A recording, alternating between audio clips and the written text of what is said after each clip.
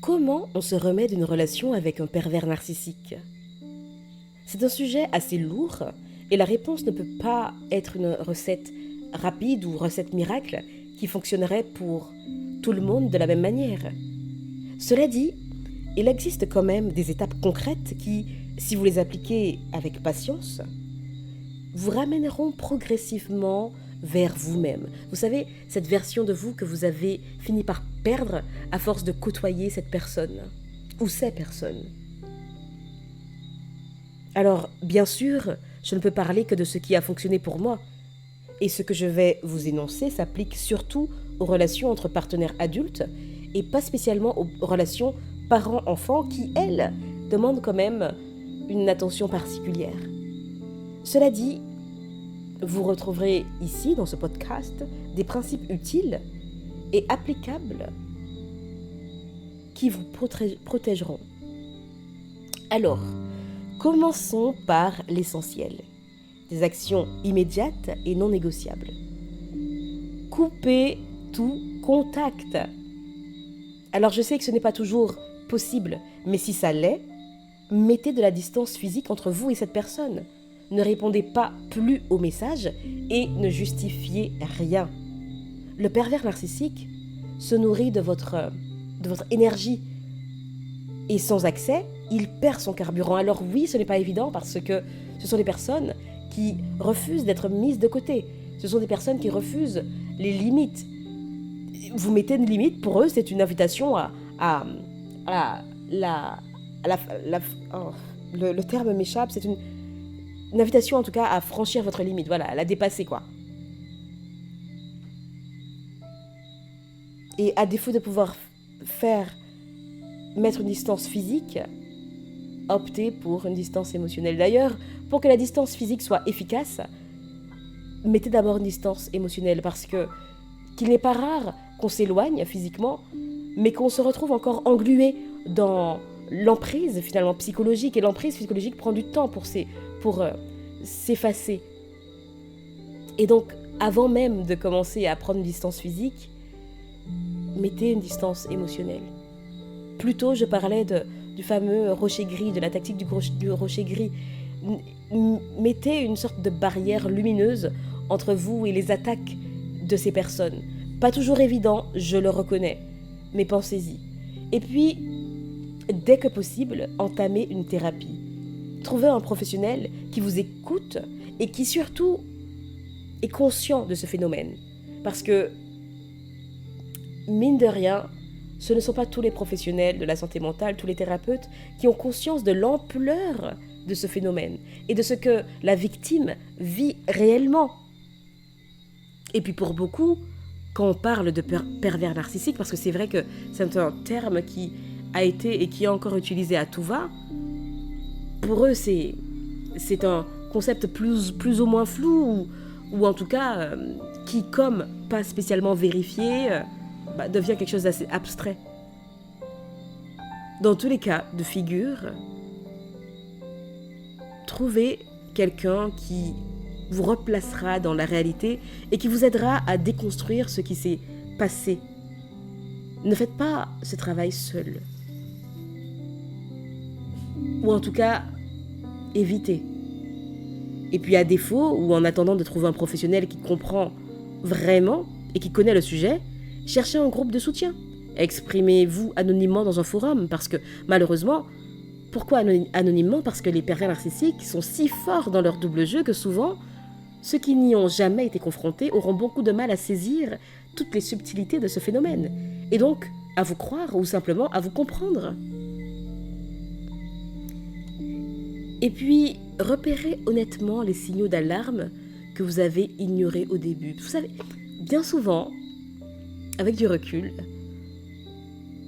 et bien souvent ça c'est quand on a vu le vrai visage de la personne en question, du fameux pervers narcissique, quand le masque a fini par tomber, on refait l'histoire de la relation dès le début et on se rend compte qu'il y avait quand même des signes, des failles, des comportements, des phrases qui ont été dites, qui ont un petit peu alerté, mais qu'on a fini par balayer d'un revers de main parce qu'on s'est dit « Oh mais non » ou voilà, on n'a pas spécialement écouté notre intuition.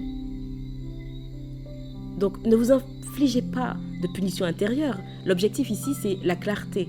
Donc notez les indices, les signes suspects ou qui prêtent à confusion. Devenez vigilant, vigilante, pour ne plus répéter le même schéma. Et là, je parle de répétition de schéma parce que, bien souvent, si vous avez été victime d'un pervers narcissique, ou d'une perverse narcissique, en tout cas d'une personne de ce type, vous verrez qu'il n'est pas rare que vous retrouvez, que vous soyez confronté au même type de profil dans des corps différents. Et bien souvent, ça appelle un travail sur soi, mais là n'est pas la question, en tout cas pas dans ce podcast. Donc repérez les signes, ça vous aidera à éviter donc de tomber dans les mêmes pièges et à reproduire, répéter les mêmes schémas. Et un conseil pratique et souvent difficile à tenir, vous êtes prêts, prête? Allez, je me lance. Pas de rencontre amoureuse pendant au moins 6 mois ou 1 an si possible. Alors, la durée, j'avoue, qui suis-je pour vous dire quoi faire? Mais d'expérience et aussi en me penchant sur les personnes qui ont vécu les mêmes... qui ont eu affaire à ce genre de phénomène, il est quand même capital de s'accorder un temps pour se retrouver. Parce que après une relation avec un pervers narcissique ou une perverse narcissique, vous êtes fragile, il y a une fragilité qui s'est installée et les pervers narcissiques, justement, repèrent facilement les proies vulnérables. Et son travail réel et profond sur soi, eh bien, les chances que les schémas se reproduisent sont énormes. Et vous avez besoin d'un temps pour vous réajuster, pour réparer vos limites, votre estime de vous-même, pour éviter de répéter les mêmes schémas. Alors, attention aussi aux potentielles nouvelles relations amicales, parce que c'est vrai qu'on parle beaucoup des relations amoureuses. Oh, mais mon cher ami, ma chère amie, les relations amicales ne sont pas en reste, hein. Amicales, professionnelles, ouais. Dès qu'il y a relation, dites-vous que c'est aussi possible. Parce qu'on parle beaucoup du contexte amoureux, mais il n'y a pas que le contexte amoureux, amical, familial, professionnel. Vivez, mais restez sur vos gardes quelques instants. Je ne vous appelle pas à la paranoïa, non. Mais soyez vigilants, on ne vit pas dans le monde des bisounours et c'est important d'en avoir conscience. Et donc, voici donc quelques exercices à mettre en place, en tout cas que vous pouvez mettre en place dès aujourd'hui. Le premier consiste à faire 2 listes. Sur la première, vous notez les qualités qui vous avaient attiré au départ chez cette personne. Et à tête reposée, demandez-vous, est-ce qu'il y en a qui devraient être des signaux d'alerte? Je ne veux pas trop vous orienter, mais dans les qualités qu'on peut trouver parfois chez ces personnes, ce sont des qualités qui peuvent nous ramener à un parent. Voilà. Et je dirais pas plus parce que finalement chacun mettra ce qui lui correspond vraiment. Et puis sur la seconde, écrivez précisément toutes les fois où vous avez excusé son comportement, ce qu'il ou elle a fait, ce que vous avez ressenti et comment vous l'avez justifié. Et en écrivant, la précision vous rendra objective. Et puis, avec votre thérapeute, idéalement, ou sinon, comme vous pouvez, revivez au ralenti le premier moment où vous avez senti que quelque chose n'allait pas là. Oula. Vous voyez les warnings là qui sonnent et qui n'ont pas senti, mais en tout cas qui s'allument là, pour signaler que oulala. Je crois qu'il y a quelque chose qui cloche là, justement. Et posez-vous la question clé. À quel instant êtes-vous passé de « ce n'est pas acceptable » à « oh, bon, ça va, ce n'est pas si grave ». Parce que oui, ils ont cette capacité à vous faire accepter l'inacceptable, à vous faire changer vos valeurs, diminuer vos limites, vos barrières, rabaisser vos barrières. Et ce basculement contient une leçon capitale, qui d'ailleurs vous ramènera très probablement à votre rapport à vous-même, à la connaissance de soi et très certainement à l'enfance. Je poursuis. Écrivez vos limites. Dire qu'on a des limites, c'est une chose, mais les écrire permet de les renforcer. Qu'attendez-vous d'une relation? Quelles sont les frontières intangibles? Vos deal breakers, en tout cas les points inacceptables, quoi. Ce sont vos boussoles. Écrivez-les, mémorisez-les et engagez-vous envers vous-même à les respecter. Ensuite, sortez de votre tête. Parce que c'est vrai qu'on a tendance à ruminer les événements, les phrases qui ont été dites, les gestes qui ont été faits, les comportements. Et donc impliquez-vous, faites du bénévolat, inscrivez-vous à un club, reprenez un hobby, faites du sport. Puisque ces actions vont déplacer votre attention de la blessure vers le monde, vers l'extérieur. Et elles vous reconnecteront à des personnes et à des valeurs qui vous nourrissent au lieu de vous vider.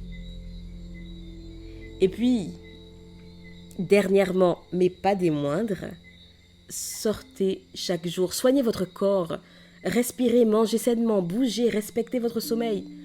Soignez votre corps, prenez soin de vous. Le corps recolle la psyché. Des routines simples aident à stabiliser l'humeur et la clarté mentale. Et puis, je l'ai dit dans un autre podcast, à savoir que ce sont des sujets sur lesquels je m'informe depuis des années. Mais des années, facilement plus de 10 ans. Et donc, un point important sur la formation, c'est que s'informer sur le sujet, c'est important, c'est utile, mais faites-le avec votre thérapeute, ou en tout cas, avec parcimonie et des limites. Parce que c'est vrai que se plonger seul dans des lectures et des forums peut devenir une obsession et un piège qui freine votre guérison. L'apprentissage guidé évite la rumination. Et concernant les forums, vous pouvez aussi vous enliser dans des groupes dont les membres ressassent constamment les événements passés sans chercher à s'orienter vers une sortie, vers un mieux-être. Alors oui, chacun à son rythme extériorise et, extériorise le traumatisme vécu en la présence de ces personnes. Mais si vous êtes dans cette optique de mieux-être, je ne pense pas que ce soit bénéfique de rester trop longtemps avec des personnes qui ont accepté leur sort, entre guillemets, comme leur fatalité comme un sort ou comme une prison sans sortie, sans échappatoire. Parce qu'on a beau dire, mais on est quand même le résultat des personnes qu'on côtoie le plus, même si c'est un forum. Donc oui, exprimez-vous, renseignez-vous, mais n'y passez pas trop de temps parce que plus vous en parlez, plus là où les personnes qui vous ont causé du tort continueront à occuper un espace dans votre tête et donc, d'une certaine manière, dans votre vie. Alors, cher ami, allez hop, on éjecte tout ça. À votre rythme, hein, on est d'accord. Et donc, passons aux indispensables pour le quotidien émotionnel. Tenez un journal, notez vos émotions, vos colères, vos peurs et vos progrès. C'est thérapeutique. Le papier donne de la distance et de la preuve objective. En coaching, et dans une moindre mesure en masterclass et en atelier avec Imposez-vous, je ne jure que par, entre guillemets, mes fameuses feuilles blanches, non quadrillées, non, des feuilles blanches. Et j'invite mes accompagnés à écrire. Au début, on me dit « Non, mais Jessica, je ne sais pas trop quoi écrire. » Alors, bien sûr, je pose des questions, il y a un cadre où, on fait un retour à soi. Mais bien souvent, les feuilles se noircissent à vitesse grand V. Et quand je retourne, dis donc, il y a des feuilles bien remplies. Et bien souvent, heureusement que j'ai laissé des feuilles... beaucoup de feuilles, quoi. Acceptez la dépression passagère. Après l'abus, les vallées émotionnelles sont normales. C'est souvent là que le travail le plus profond se fait. Ne les fuyez pas.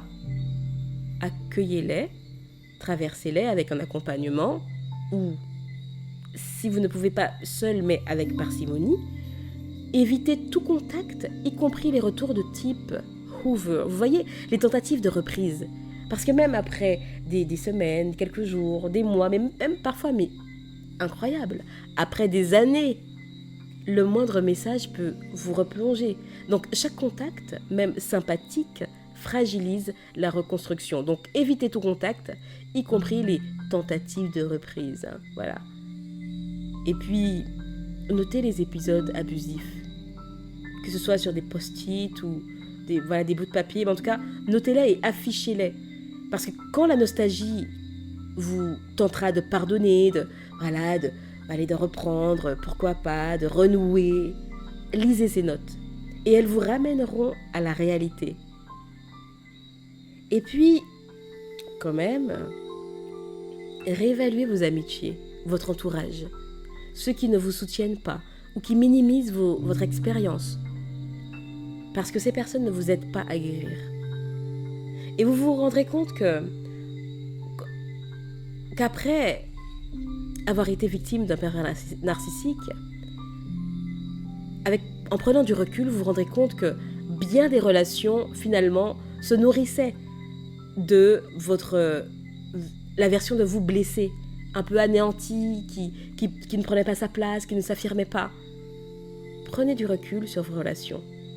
Et puis, des gestes d'amour propres.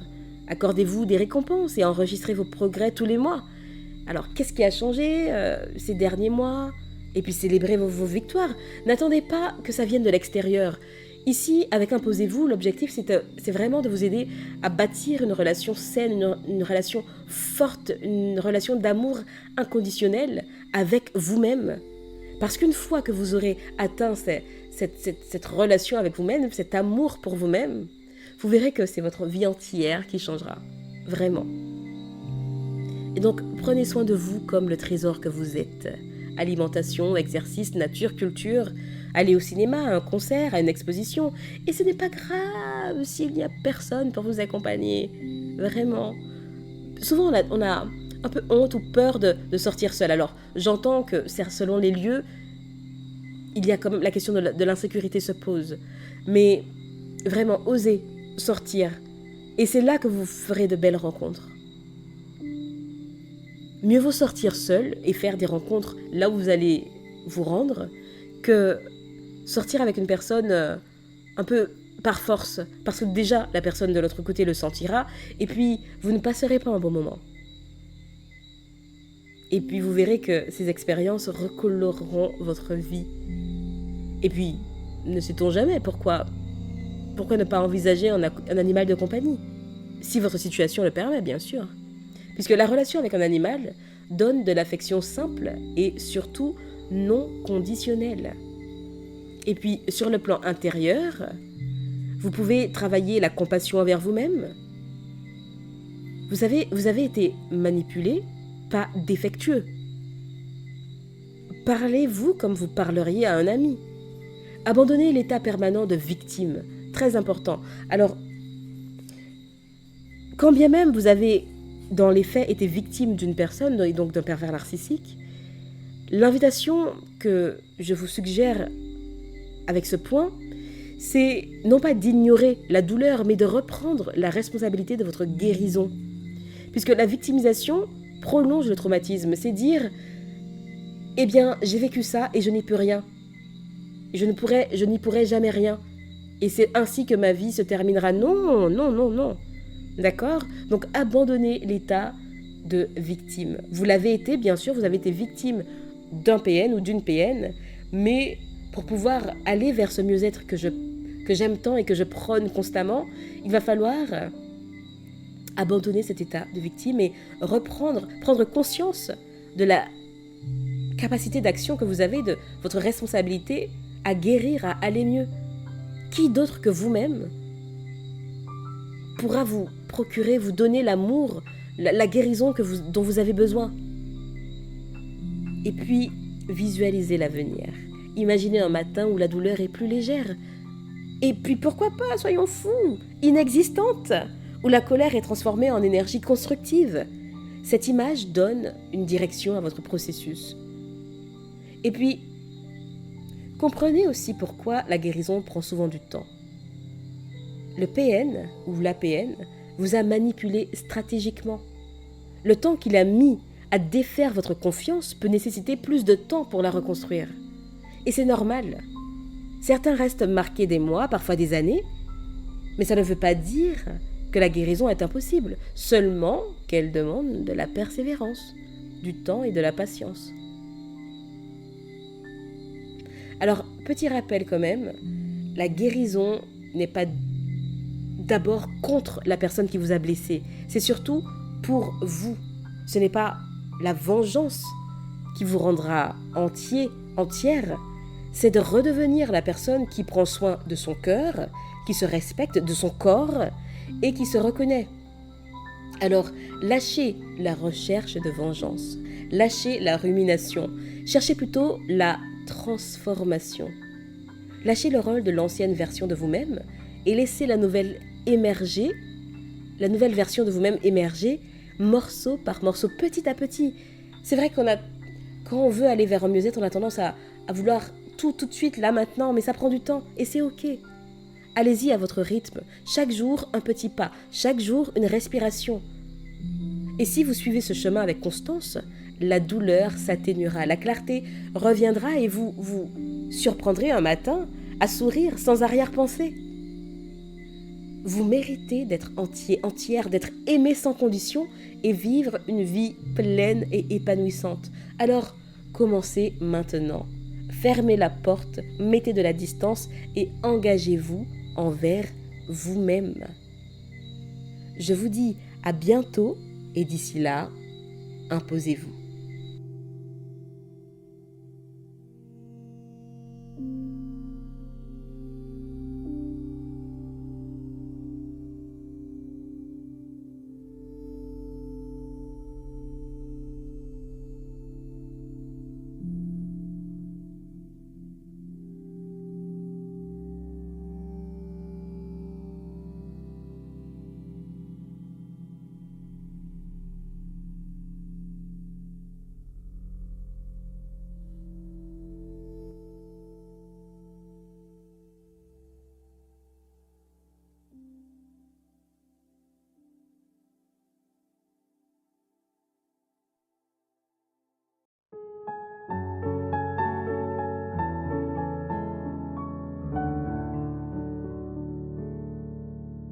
Every day